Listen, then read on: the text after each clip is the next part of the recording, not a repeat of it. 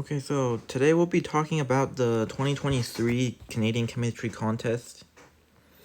And starting off with question 1, we are told that manganese dioxide is a black solid and it catalyzes the decomposition of hydrogen peroxide according to the following chemical equation.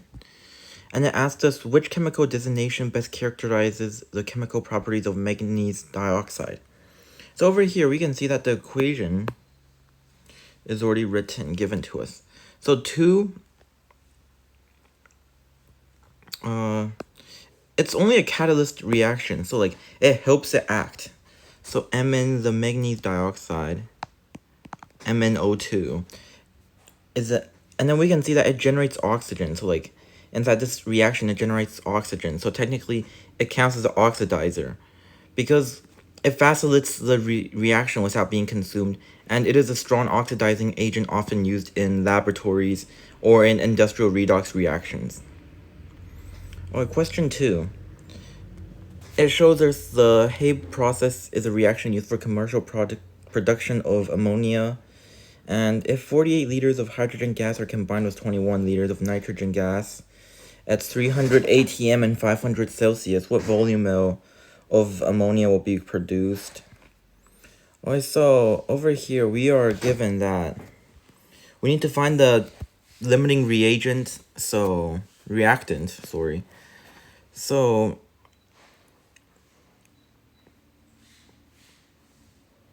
we are told that there's 21 liters of nitrogen, 21 liters. So we need 63 liters of hydrogen too. We need 63 liters. But since we only have 48 liters right here, that means that the hydrogen is the limiting.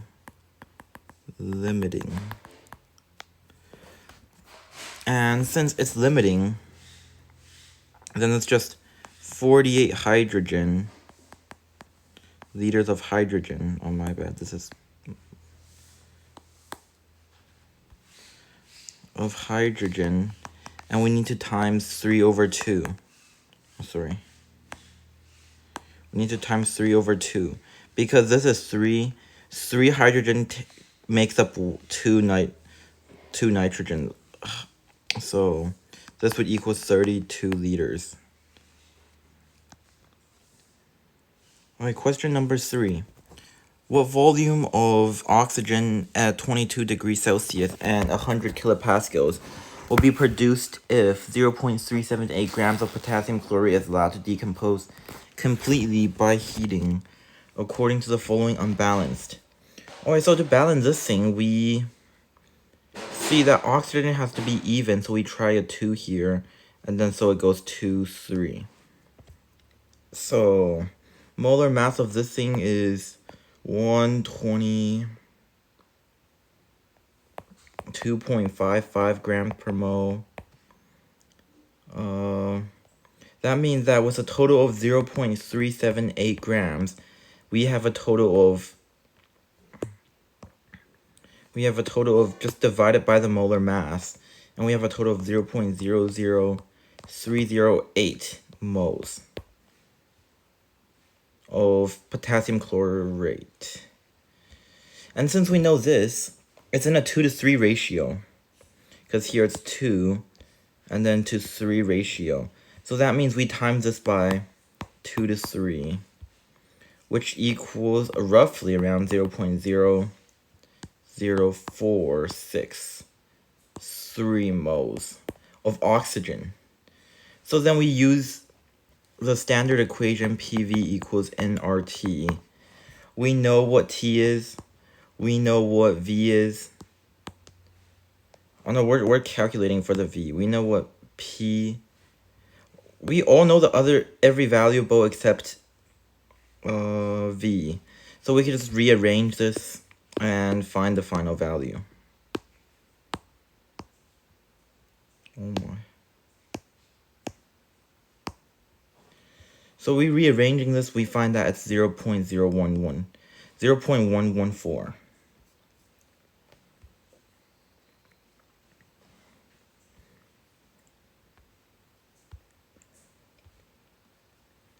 Okay, question number 4. it asks us which pair of molecules can hydrogen bonding occur. So hydrogen bonding is basically where H bonds with either the three elements N, O, or F. That's the only three it's allowed to count as a hydrogen bond. So from over here, we can see that E is the correct one because this thing has NH bonds, right, over here, and a lone pair on N with here. And methanol, this is methanol. It has an OH bond right here, and the lone pair is on O, so it can also accept. So these two would form strong hydrogen bonds together, like, with each other. Okay, moving on to question number 5. Question number 5 just says, according to the Vespar theory, which of the following pairs of chemical species will have the same molecular shape?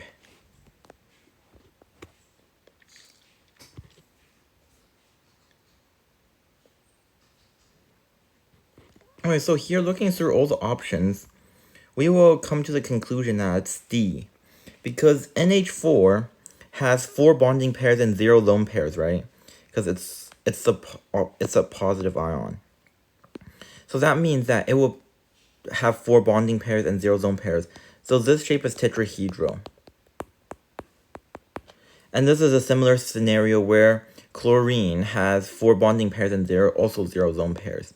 So this is also tetrahedral. As oxygen forms double bonds. Oh my.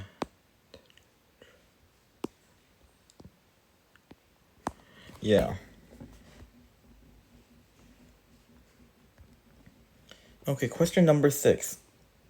A 100-gram piece of copper at 150 Celsius is submerged, and 100 milliliters of water at 20 Celsius. Which statements are true if the water and copper system reaches a final temperature of 31?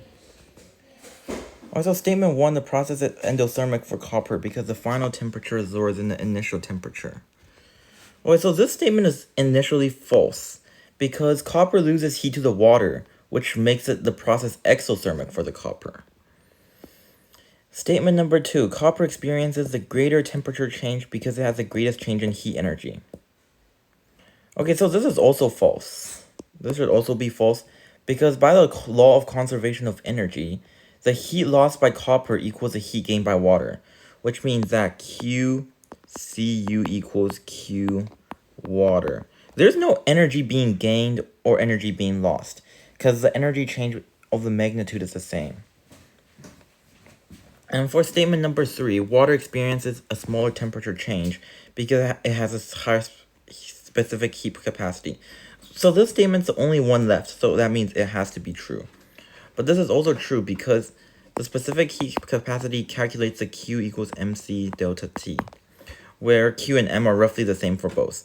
This is constant, and this is constant. So that means the only non-constant thing is the C. These 3 are all constant. So that means with a higher heat, if C goes up, then that means this will experience less. Like the delta T would experience less. Because Q is a constant. Okay, question number 7.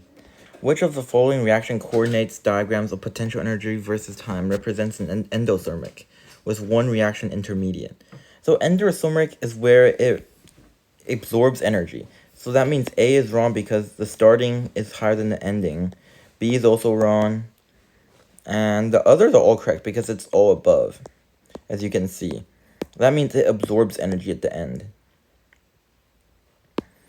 So we can see that one intermediate means that it has like 2 humps, which is like the transition states, with a local minimum. So this would indicate that it was E, because if we can see it goes 1, 2.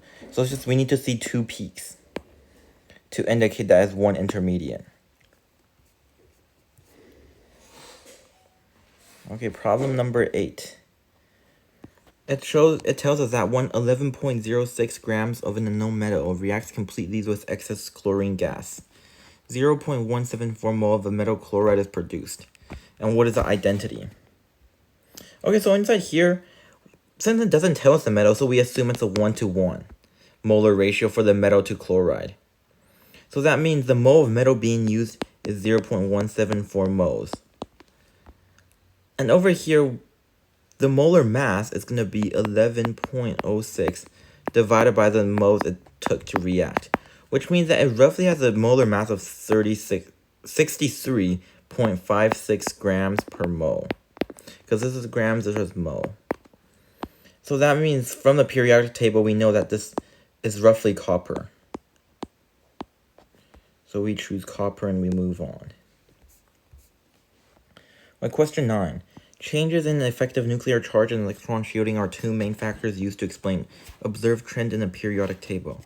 Which of the following trend is affected the most by electron shielding? Alright, so this is just a conceptual, and we know that this is ionization energy, because this trend occurs as you move down a group as the number of inner electron shells increases, where shielding increases significantly, making it easier to remove a valence electron. This is a trend most fundamentally driven by the changes in electron shielding. As there's no calculation, you just need to know this. Problem number 10, barium ions are often used to precipitate sulfate ions from solution.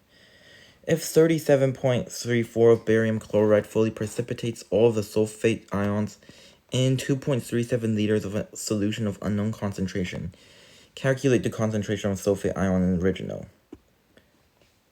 Okay, so we need to first write down the reaction first. So over here we are told that barium chloride. Okay, so that's barium chloride.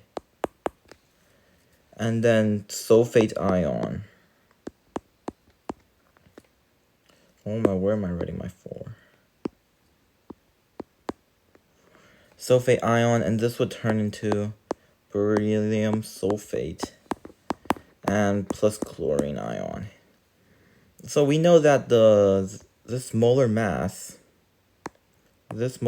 is 208.2. So that means there's a total of 0. We are given 37.34 grams. So that's a total mole of 37.34 divided by 208.2 equals 0.179 moles. And since it's a 1-to-1 ratio, here to here, it's all 1. There are, oh no, sorry, not here. 1-to-1. That means there's also 0.179 of sulfate ions. So then that means the molarity would be N divided by V, which means that 0.179 divided by 2.37 would somehow roughly be 0.0757. And if we check in the answer, yeah, answer B.